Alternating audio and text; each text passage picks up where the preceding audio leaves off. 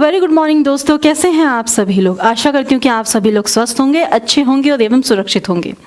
जैसे कि आप सबको पता है, मेरा नाम शिवालिका है और मैं रोज सुबह 11 बजे आपके लिए लेके आती हूँ साइंस का 10 मिनट का एक्सप्रेस शो, जहाँ पे हम लोग करते हैं साइंस का एक टॉपिक कंप्लीटली जो आपके हर कॉम्पिटिटिव एग्जामिनेशन के लिए बहुत ज़्यादा यूजफुल है, जैसे कि एनडीए, सीडीएस, एसएससी, रेलवे, सारे एग्जामिनेशंस के लिए। आज का जो आपका टॉपिक है बच्चे, वो है मैटर। ठीक है, मैटर यानी कि पदार्थ। इसके कितने प्रकार होते हैं, किस बेसिस पे हमने इसे डिवाइड किया हुआ है, वो हम लोग यहाँ पर देखने वाले हैं। अगर हम लोग मैटर के बारे में बात करें कि असल में मैटर क्या होता है, किस बेसिस पे डिफाइंड है, तो बच्चे कोई भी वह सब्सटेंस, ठीक है, कोई भी चीज़ जिसके पास थोड़ा सा मास पाया जाता हो और थोड़ा सा उसके पास द्रव्यमान हो, उसे हम लोग क्या कहते हैं, पदार्थ कहते हैं। यानी अगर मास और द्रव्यमान दोनों हैं उसके पास, स्पेस आपका है, वॉल्यूम है उसके पास, तो हम लोग उसे क्या बोलेंगे, मैटर के नाम से जानते हैं। ठीक है बच्चे, मैटर को कैसे क्लासिफाई किया जाता है, मैटर को दो तरीके से क्लासिफाई किया जाता है, केमिकल और फिजिकल प्रॉपर्टीज के बेसिस पे। ठीक है बच्चे, केमिकल यानी कि इसके आपके जो रासायनिक प्रकृतियां होती हैं उसके ऊपर किया जाता है, वो हम लोग अगली क्लास में देखेंगे। अभी हम लोग देखेंगे फिजिकल यानी भौतिक गुणों के ऊपर। भौतिक गुणों के ऊपर मैटर को 5 तरीके से डिवाइड किया जाता है। ठीक है, 5 कौन कौन से तरीके हैं उसके बारे में हम लोग यहाँ पर जानेंगे। पर उससे पहले मैटर किसका बना है और इसके कुछ खास पॉइंट्स क्या होते हैं उसे हम लोग देख लेते हैं। मैटर जो होता है बच्चे, वो आपके पार्टिकल्स से बना होता है और ये पार्टिकल्स एकदम सूक्ष्म होते हैं, यानी बहुत बहुत बहुत छोटे होते हैं। इन्हें इलेक्ट्रॉन के उसके माइक्रोस्कोप की सहायता से इन्हें देखा जाता है। ठीक है, इतने ज़्यादा ये छोटे आपके पाए जाते हैं। सेकंड, इन पार्टिकल्स के बीच में आपका स्पेस पाया जाता है, यानी कि थोड़ा सा स्थान पाया जाता है, एक दूसरे से लगे हुए नहीं होते हैं, चिपके नहीं होते हैं। साथ ही साथ ये पार्टिकल्स आपके लगातार मूव कर रहे होते हैं, कॉन्स्टेंटली मूव करेंगे। मूव नहीं करेंगे तो वाइब्रेट करेंगे, बट अपनी जगह पे स्थिर नहीं रहते हैं। अगर ये स्थिर रहे तो मैटर एग्जिस्ट ही नहीं करेगा। ठीक है, और फोर्थ इसका जो इंपॉर्टेंट पॉइंट है वो है कि पार्टिकल्स जो होते हैं आपके मैटर के, वो आपस में एक दूसरे को अट्रैक्ट करते हैं, यानी कि इनके बीच में एक आकर्षण बल पाया जाता है। इन्हीं 4 प्रॉपर्टीज के ऊपर हम लोग पदार्थ को 5 अवस्थाओं में बांटते हैं। जैसे शुरुआती के तौर पर हम लोग बात करते हैं तो शुरुआती जो आपकी अवस्थाएं होती हैं वो 3 हमने पढ़ी हैं, ठोस, लिक्विड, गैस। इसके अलावा भी आपकी कुछ अवस्थाएं पाई जाती हैं जो होती है प्लाज्मा और बीईसी, यानी कि बोस आइंस्टाइन कंडेंसेट। ठीक है, इनके बारे में बात करते हैं बच्चे। हम लोग सॉलिड, लिक्विड, गैस को कुछ प्रॉपर्टीज पे डिवाइड करते हैं। सबसे पहली प्रॉपर्टी होती है इनके बीच का स्थान, यानी इनके बीच में पार्टिकल्स के बीच में कहाँ पे स्पेस पाया गया है उसके बेसिस पे। तो सॉलिड्स को जब हम लोग देखते हैं, इनके बीच का जो स्थान होता है ये काफी काफी काफी ज्यादा कम होता है। ठीक है, नेग्लिजिबल होता है पर बहुत ज़्यादा कम होता है। जब लिक्विड को हम लोग देखते हैं तो लिक्विड के बीच का जो स्थान होता है वो सॉलिड से ज़्यादा परंतु लिक्विड से कम पाया जाता है। ठीक है, सॉरी, गैस से कम पाया जाता है। सॉलिड से ज़्यादा परंतु गैस से ये कम पाया जाता है। फोर्स ऑफ अट्रैक्शन की मैं बात करूँ, आकर्षण बल की बात करूँ, तो सॉलिड्स के बीच के पार्टिकल्स जो होते हैं उनके बीच में एक आकर्षण बल सबसे अधिक पाया जाता है, सबसे ज़्यादा पाया जाता है। लिक्विड्स में जो आपका आकर्षण बल होता है वो मिडिल में होता है, यानी लिक्विड जो है वो हमेशा सॉलिड और गैस के बीच में ही पाया जाएगा।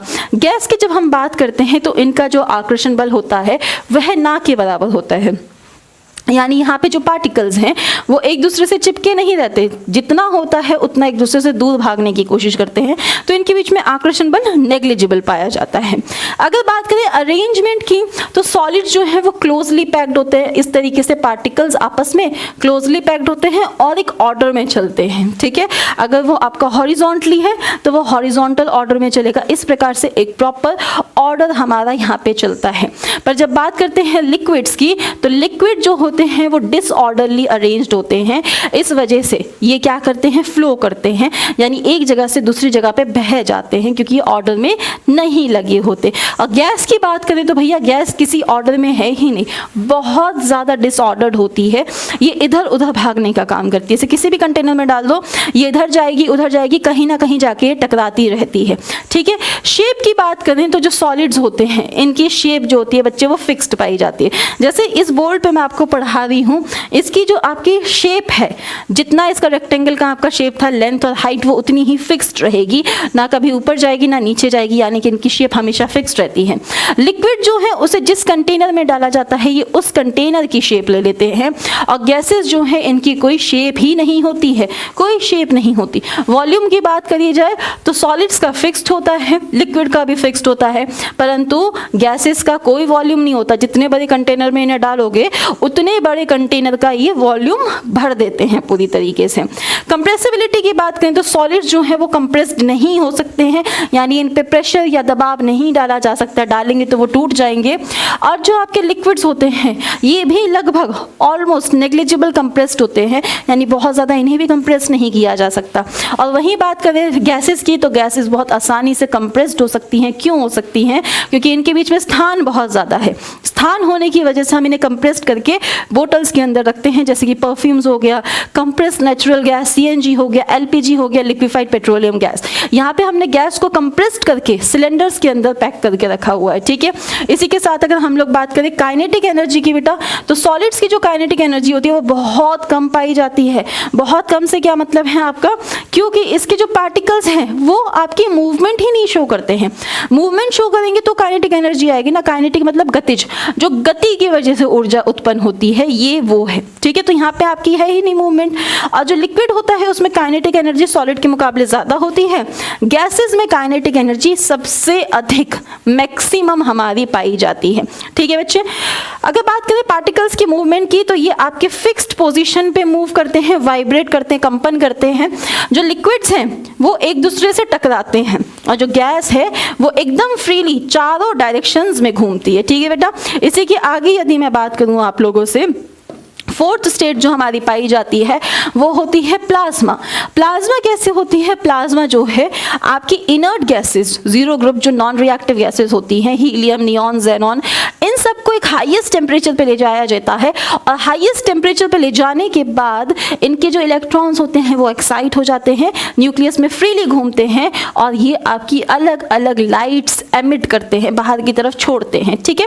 तो प्लाज्मा आपकी फोर्थ स्टेट ऑफ मैटर है जो हाईएस्ट टेम्परेचर पे जाके बनती है।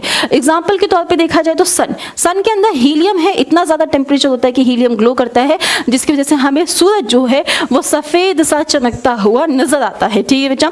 नंबर 5th स्टेट पे अगर हम लोग जाएं तो 5th स्टेट ऑफ जो मैटर है आपकी वो है बोस आइंस्टाइन कंडेंसेट, यानी कि BEC। इसे सत्येंद्रनाथ बोस और एल्बर्ट आइंस्टाइन ने मिलकर खोजा था। सत्येंद्रनाथ बोस ने बोला था अगर हम लोग अपने मैटर को, इनर्ट गैसेस को एब्सोल्यूट जीरो पे ले जाते हैं, यानी कि -273.5 डिग्री सेल्सियस पे ले जाते हैं, तो इनके पार्टिकल्स जो है वो नेग्लिजिबल यानी ना के बराबर कंपन करेंगे, जिस वजह से ये क्या होगा बच्चे, जिस वजह से ये आपका एक पदार्थ के जैसा यानी एक एटम के जैसा बिहेव करेंगे, ठीक है बच्चे। तो इसको हमने बोला था BEC। एल्बर्ट आइंस्टाइन ने इस थ्योरी को अप्रूव किया था, इसके बाद हम लोग इसे BEC के फॉर्म से जानते हैं। एग्जाम्पल के तौर पे कॉस्मोलॉजी, डार्क मैटर जो आपका हो जाता है वो BEC का ही बना होता है, ठीक है। इसके अलावा जो हम लोग हॉस्पिटल्स में MRI मशीन्स यूज करते हैं वहां पर भी हीलियम के 4 एटम्स होते हैं विथ जीरो फ्रिक्शन, क्योंकि वो BEC के अंतर्गत आते हैं, ठीक है। इसी के साथ बच्चे मैं आप लोगों को बताना चाहती हूं, आपका RRB ग्रुप D जो बैच है वो लाइव होने वाला है लक्ष्य 2.0 4 फरवरी से, और एक लक्ष्य बैच है जो आपका स्टार्टेड है बच्चे, ठीक है। फीस की बात अगर हम लोग करते हैं तो स्टैंडर्ड जो प्राइम 2 बैचेस हैं आपके पास, स्टैंडर्ड में क्या है, लाइव एंड रिकॉर्डेड क्लासेस आपके दोनों में मिल रही हैं हम लोगों को, DPP एंड क्लास PDFs दोनों में मिल रही हैं, वीकली टेस्ट बेटा आपको दोनों में मिल रही है।